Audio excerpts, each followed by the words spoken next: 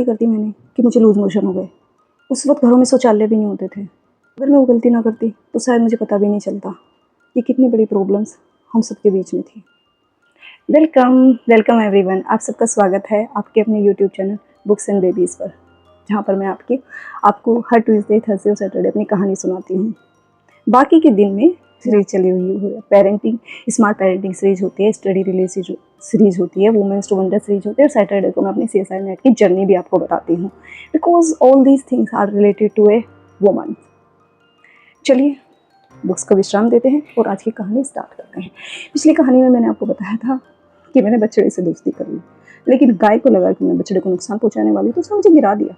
देखिए, इंसान हो या कोई भी जानवर हो, अगर किसी की माँ को ये लगता है कि उसके बच्चे को कोई नुकसान पहुंचा सकता है तो डेफिनेटली वो उसको हर्ट कर सकती है। आज की कहानी 90s की एक ऐसी रियलिस्टिक प्रॉब्लम से रिलेटेड है जिसे आप में से भी बहुत सारे लोगों ने जाना होगा, क्योंकि सच में बहुत टाइम पहले तक, ऐसा नहीं कि बिल्कुल भी भारत की कहानी है, अभी कुछ सालों पहले तक भी कुछ भारत में ऐसे कुछ गांव थे जहाँ पर शौचालय नहीं था। और उस वक्त, जिस वक्त की मैं कहानी बता रही हूँ, उस वक्त तो कहीं पर भी शौचालय नहीं था, एक्सेप्शनल शहर को छोड़ के। हम मूवीज़ वगैरह में जो देखते थे वो स्पेशल टॉयलेट वो ही सिर्फ होते थे, गांव में ऐसा नहीं होता था। गांव में क्या होता था कि स्पेशली सारी औरतें इकट्ठा होती थी, शाम का वेट किया जाता था या फिर अर्ली मॉर्निंग। अब बच्चे तो अर्ली मॉर्निंग उठ भी नहीं पाते, तो क्या होता था कि शाम का वेट किया जाता था। सारी औरतें, मोहल्ले की सारी औरतें, उनके साथ लड़कियां भी सारी इकट्ठी होकर खेतों में जाते थे शौचालय के लिए। ईख होते थे, उनमें बैठ के, या फिर कोई ऐसे बड़े बड़े जवार बाजरा जो कोई बो देता है उसकी खेती में बैठ के, मतलब उमस के टाइम पे, जो बरसात का सीज़न होता है उसमें तो बहुत हीट लगती थी, बहुत गर्मी लगती थी और बहुत पसीना आता था। और सबसे बड़ी प्रॉब्लम तो ये कि अगर किसी को अलग टाइम पे, भाई शौचालय जाने का कोई परफेक्ट टाइम थोड़ी होता है, किसी को किसी भी टाइम आ जाए, इसमें बड़ी प्रॉब्लम थी। आज की कहानी उसी से रिलेटेड है। वो है कि जनवरी की सर्दी आई थी और जनवरी में आती है संक्रांति।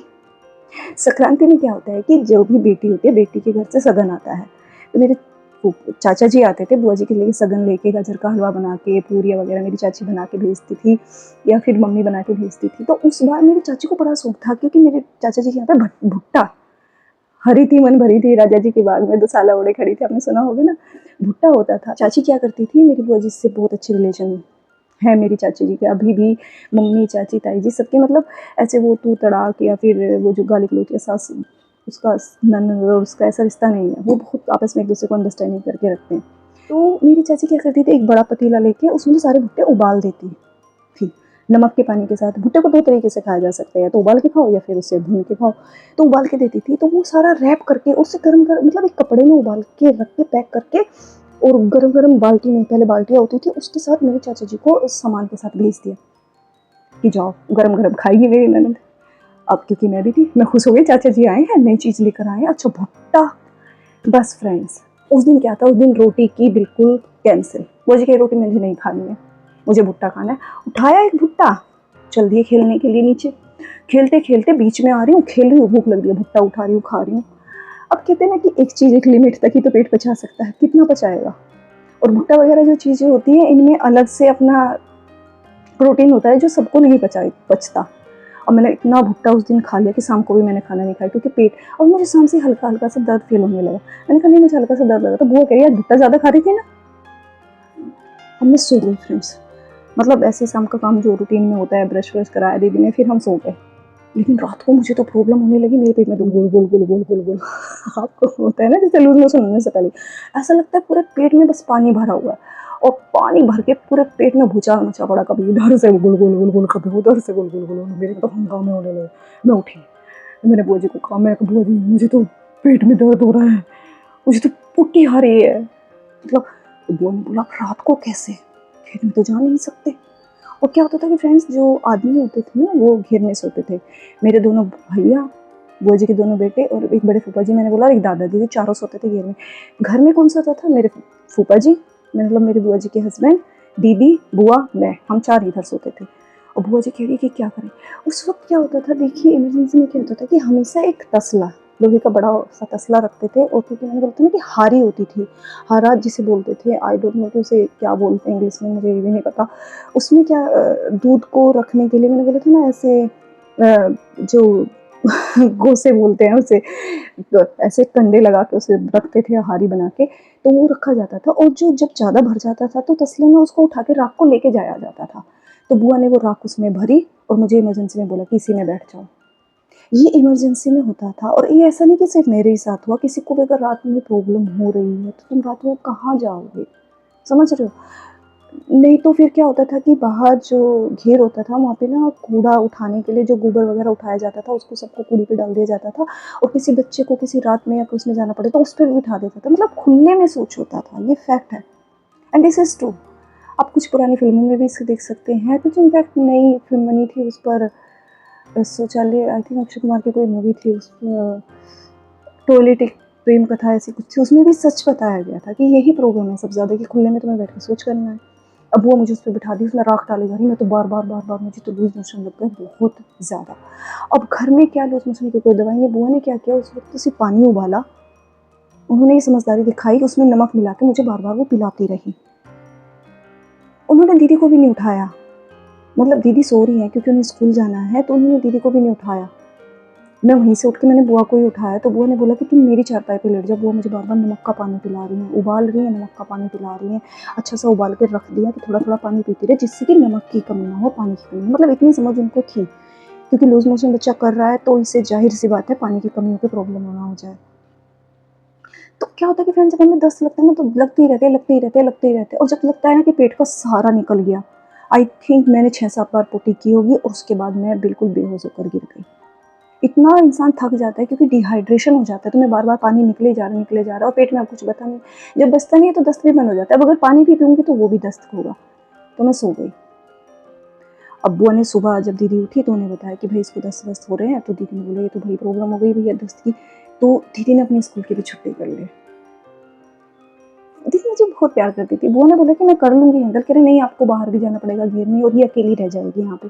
और क्योंकि ऐसी तबीयत है, देखो फ्रेंड जब हाथ में मुझे चोट लगी थी तो मैं बुआ के साथ घेर में चली जाती क्योंकि पैर तो सही थे पैर सही थे, खा अच्छे से सकती थी, सिर्फ हाथ में तो इंजरी थी, लेकिन अब क्या था कि पेट में प्रॉब्लम थी। उठ नहीं सकती थी, 10 दिन तो वैसे ही बेड रिडेन पेशेंट हो जाता है इंसान। तो दीदी ने मेरी केयर के लिए दीदी ने बोला कि मैं छुट्टी करती हूँ, आपको इधर-उधर भी नीचे भी जाना पड़ता है काम करने के लिए, मैं अपना काम यहीं पे कर लूँगी। अपने उन्होंने ऐसे पड़ोस वाले को बोल दिया कि भई मेरा होमवर्क भी ले आना और जो रीमा थी उनको भी जाके बोल दिया कि मेरा होमवर्क भी।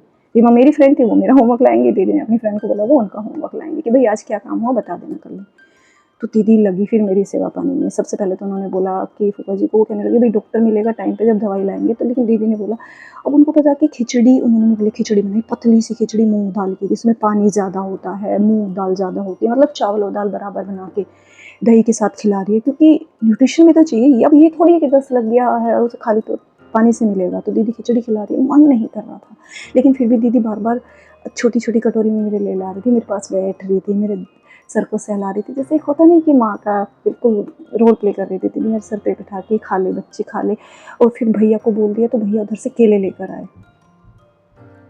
भैया को साइकिल चलानी आती थी तो भैया तो जल्दी गए, साइकिल पे अपना केले ला के मेरे लिए रख दी। केला काट के चाकू से ऐसे दही में फेंट के मुझे खिला रही हैं, तो उससे बहुत आराम लगा फ्रेंड्स।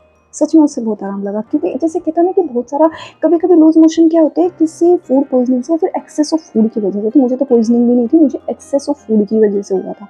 जैसे ही वो सारा पॉइज़न निकला तो आराम तो लगना ही है, लेकिन दीदी मेरे लिए खिचड़ी बना रही है, पूरा दिन मेरे साथ बैठी हैं। उस दिन उन्होंने भी रोटी नहीं खाई। दस्त मुझे लगे हैं, परेशान मैं हूँ, लेकिन बुआ ने भी खिचड़ी खाई क्योंकि देखो जब हम बनाते हैं खिचड़ी तो उसमें एक वो, जब पहले तो क्या होता था कुकर वगैरह नहीं होते थे, पतीले में बनती थी।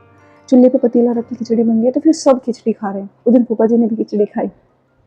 भैया तो स्कूल में चले गए थे, उनके लिए तो बुआ ने रोटी सब्जी बनाई क्योंकि भैया खिचड़ी वगैरह कम पसंद करते थे।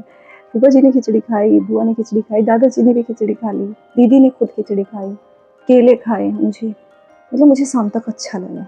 फिर शाम को वो आए फ्रेंड्स, वहाँ की होमवर्क लेकर आई, वो मेरी फ्रेंड भी मुझसे मिलने आई। उसके साथ बैठ के उसने मुझे होमवर्क बताया, दीदी ने मेरी उस दिन बहुत हेल्प की। दीदी ने मतलब सारा जैसे मिल कहती ना वो स्केल वगैरह से खींचती थी, दीदी ने वो सारा खींच के मुझे दिया। बस मुझे बोला कि इसको सोल्व तू खोल कर, सोल्व नहीं करूँगी, बीमार है इसका मतलब ये नहीं है तो मैंने वो सारा सोल्व किया। तो मुझे ये समझा कि भाई भुट्टे से बड़ी प्रॉब्लम हो गई मुझे तो, लेकिन रियल में प्रॉब्लम भुट्टा नहीं थी, प्रॉब्लम थी घर में शौचालय ना होना। और ऐसा भी नहीं मैं कहूँगी कि मेरे दस्त के बाद अगले दिन ही शौचालय बन गया था, उस वक्त शौचालय इतनी जल्दी बनते नहीं थे। तो ये 90s की ऐसी प्रॉब्लम्स है, अगर घर में किसी को प्रॉब्लम हो जा रही है सडनली, तो फीमेल तो पूरी तरह से स्टक है। आदमी कभी भी जा सकता है किसी टाइम, लेकिन फीमेल को क्या होता है कि दिन में क्या होता है कि आदमी खेतों में काम करते हैं, तो फीमेल दिन में जा भी नहीं सकती। तो ये 90s की सच में बहुत बड़ी प्रॉब्लम थी। फ्रेंड्स, मैं तो फिर भी एक बच्ची थी, मेरी हेल्प दीदी कर रही थी, बुआ जी कर रही थी, वो जैसे भी मुझे दे रही थी, चाहे मुझे वो घर में जाके किसी तरीके से सोच फ्री करा देती थी, चाहे वो घर में से। और लिटरली एक फैक्ट है, और मैंने बोला था मैं अपनी कहानी में झूठ नहीं बताऊंगी कि मैं आपको बिल्कुल सच दिखा दूँ कि उस वक्त ये सब फैसिलिटी नहीं थी। ये सच्चाई है। अभी कुछ सालों पहले तक भी भारत के बहुत सारे गाँव में ये नहीं था, खुले में सोच जाती थी महिलाएं। और सबसे बुरी हालत तो अपनी फीमेल की सोचो, क्योंकि आपको ये पता है, डिसाइड करोगे कि सुबह ही आपको आएगा सोच और शाम को ही आएगा, अपने हाथ में थोड़ी होता है। सबसे बुरी हालत बरसात के सीज़न में। बरसात के सीज़न में आप घर से निकल लो, आपको सोच आ गया बारिश हो रही है, औरतें वो छोटा लेके, रेनकोट वगैरह तो देखो सच में फ्रेंड्स नहीं होते थे, कट्टा होता था, क्योंकि गाँव में कट्टों में सामान ज़्यादा आता है, उसका छोटा सा बना के और सारी औरतें चल रही है बारिश में, नीचे से बारिश में भीग रहे हो, और पानी बहुत तेज़ी से भी तुम्हारे पैरों में जा रहा है। कई बार तो इन्फेक्शन हो जाता है पैरों में, गंदा पानी, क्योंकि जो बह के आ रहा है वो कहाँ से आ रहा है, कैसा पानी आ रहा है, उसमें सब कीचड़ भी, गोबर भी सब आ रहा है लिपट के, पैरों में जा रहा है। फिर आप खेतों में चल दिए। बारिश में क्या होता था कि खेतों में केचुए के घरों में पानी घुस जाता है, सारे केचुए निकल आते थे रोड पे। आप जा रहे हो, डोलियाँ बनी होती है रोड पे जाने के लिए, मतलब कच्ची मिट्टी होती है उस पर। मैं तो शुरू में डरी गई, मैंने बोला वो है तो सांप है, क्योंकि सांप का बच्चा केचुआ सेम ही तो लगते हैं। मैंने बोला नहीं ये नहीं है सांप, और उससे बच बच के मैं निकल रही हूँ। और सबसे बुरी हालत जब तुम जा रहे हो, क्योंकि खेत में क्या होता है कच्ची मिट्टी, उसी में तुम्हारी चप्पल फंस गई। अब भैया तुम चप्पल को खींचने में लगा रहे हो अपनी एनर्जी पूरी, एक पैर की चप्पल खींच रहे हो, दूसरे की फंस जा रही है उसमें। समझो कितनी परेशानी थी ये। और उसे लेके तुम जा रहे हो वहां पे, फिर चले गए। अब बारिश में खुले में तुम बैठो तो प्रॉब्लम कि सब देखे, फिर ईखों में घुस रहे हो। समझो ईख कितनी पत्ती उनकी चरचरी होती, कभी यहाँ से खा जा रही है, कभी यहाँ से, उसमें बैठ हो, सारा ध्यान तो उसमें लग रहा है कि प्रॉब्लम अनकंफर्टेबल कितना है, कैसे बैठ सकती हो। और कभी कभी सुबह सुबह अगर तुम जल्दी चले गए या फिर शाम को लेट चले गए, कोई तुमसे पहले गया है वहाँ पे, उसी में तुम्हारी चप्पल चली जाती थी। मतलब किसी की फुट्टी में चप्पल का फंस जाना। और ये ट्रू है, मैं अपनी तरफ से नहीं बता रही, आप इमेजिन करो खुले में सभी जा रहे हैं वहाँ पे, कर रहे हैं। जब हल्का सुबह और शाम के समय जब हल्की हल्की मतलब बिल्कुल कम ही रोशनी रहती थी, औरतें तो तभी जाती थी, तो उसमें क्या होता था कि अंदर तक भी नहीं जाती थी कि हमें क्या जाना है, चलो यहीं पे बैठ लेते।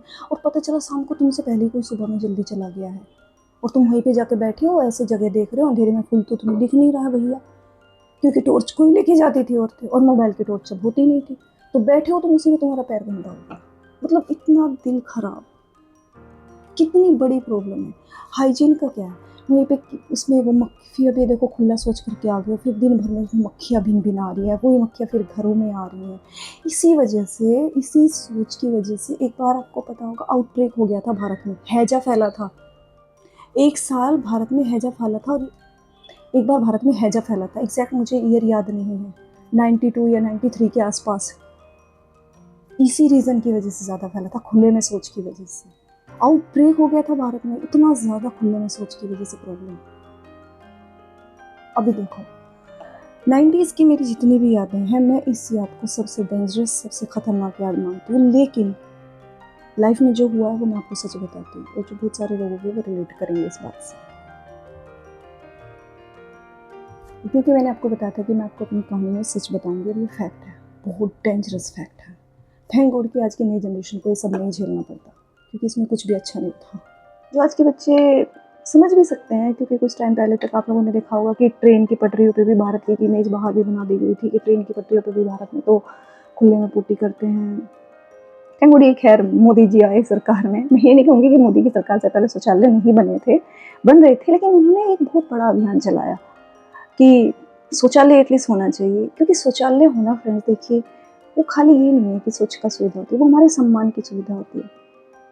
दिन में खुले में किसी के साथ जाना, कोई तुम्हें देख रहा है कैसे बैठ रहा है, वो एक रिस्पेक्ट की सुविधा होती है। इसमें मुझे 2 सबक तो मिल गए फ्रेंड्स, कि एक्सेस कभी नहीं खाना चाहिए। एक सबक तो मिली जो मेरे पापा हमेशा कहावत में अभी भी कहते हैं कि ज़्यादा खाना हमेशा नुकसान देता है। चाहे वो खाने वाला खाना हो या फिर किसी का धोखा खाना हो। कोई तुम्हें धोखा देता है वो भी बहुत नुकसान देता है। इसलिए फ्रेंड्स कभी भी खाओ तो संयम रख के खाना चाहिए। ये तो मैंने समझ लिया, लेकिन मेरे इसका इफेक्ट इतना ज़्यादा मेरी लाइफ में पड़ा कि वो दिन गुजर गया, टिल डेट तक मैं कभी उबला हुआ भुट्टा नहीं खाती। कहते ना कि दिमाग पे एक साइकोलॉजिकल इफेक्ट मेरा इतना ज़्यादा पड़ा उसका कि मैं भुट्टा नहीं खाती। भुना हुआ भुट्टा कभी कभार खा लेती हूँ, मेरे बच्चे खाते हैं, लेकिन साइकोलॉजिकली बैड इफेक्ट उसका मेरे साथ इतना पड़ा कि मुझे उस चीज़ से ही बहुत ज़्यादा इफेक्टिव डर लग गया। और ऐसा ही सेम इंसिडेंस एक बार मेरी बेटी के साथ हुआ।